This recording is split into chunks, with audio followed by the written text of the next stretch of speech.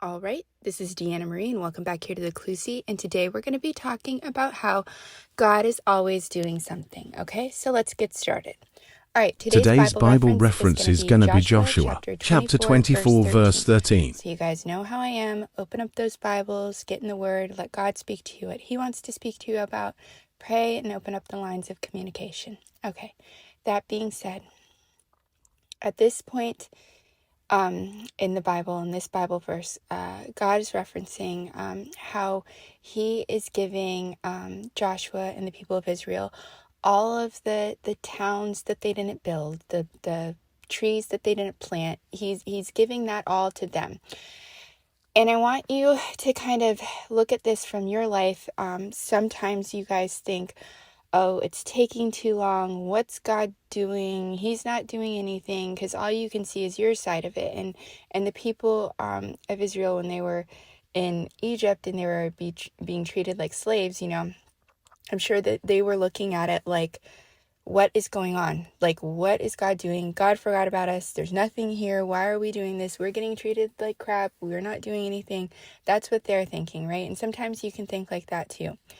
But what was really going on was God was, while they were there learning the things that they were going to need, those skills and stuff like that they were going to use in the new promised land. And yes, they were being treated awfully there, but God was taking that horrible stuff and using it for good there.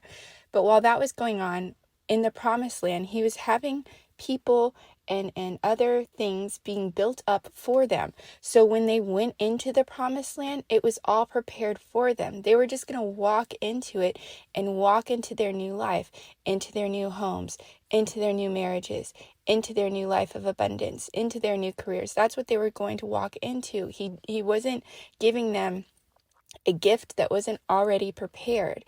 And so sometimes in your life, you can be thinking, oh, this marriage is taking too long. I'm praying for somebody. I want to be married. Where is my spouse? God is using that time right now for you maybe to learn a little bit of patience, because when you do get that spouse, guess what? You're going to have to understand patience. You're going to appreciate it when you receive it.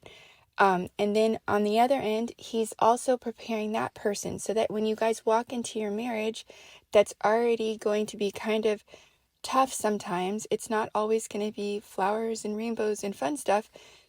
You guys are both prepared for everything together, and you walk into a gift instead of into a hot mess. Okay? And the same thing with your career. Joseph didn't have to build up Egypt and build the country and do all of this. No, he just walked into the position of basically being in charge of it.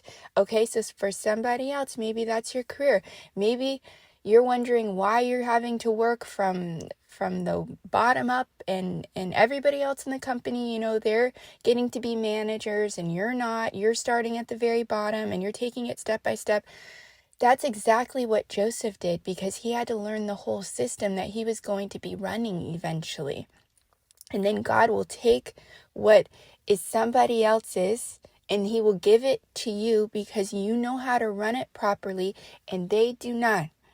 And He needs you there. He'll put you in the position that's necessary. He'll give you that promised land, that gift that He wants you to have. But sometimes it's taking a long time because you're building up skills over here and He's doing a whole bunch of stuff over here, so you don't have to be completely overwhelmed. Can you imagine if the people of Israel, like when they left Egypt and they got to the promised land, if when they got there, they had to start building houses, building this, they have their families, they have all of this stuff going on, and nothing is prepared for them there. They're basically just going to walk into a blank space and have to build it all up themselves.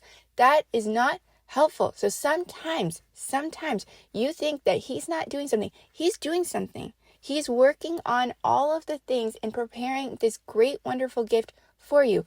What kind of dinner would He prepare for you if it was like half cooked? If like half of the stuff didn't have plates or there weren't silverware over here? Do you want to eat a feast? Or do you want to sit down at the table and have some Happy Meal brought out to you? You want the feast, right? You want the feast, okay? So that's what he's doing. I know that it stinks sometimes. I understand that it's taking a while.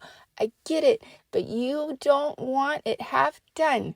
You want the full feast. You want the appetizers, entree, and desserts. That's what he's preparing. So let him prepare it so you don't have to do as much work.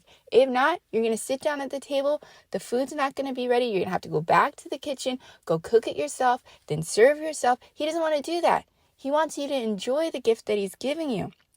He wants you to walk into it and relax a little bit because, yes, you have been working hard. Yes, you have gone through things that you didn't deserve to go through. Yes, all of that stuff has taken place. So he wants you to have a little bit of rest when you get everything that he has prepared for you, whether it's your marriage, career, health, like finances, whatever it is. He wants you to have rest too. He wants you to enjoy the blessing that he's giving you too. And you won't enjoy it if it's half done and you got to go into that situation and do 20 times the amount of work that you would have been doing if you never would have got the gift anyways.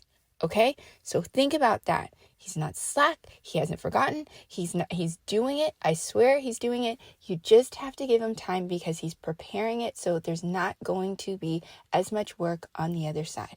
And you will be grateful when you receive it. Okay? So anyways, think about that. And as always, like, follow, and comment. And I will see you guys back here next time.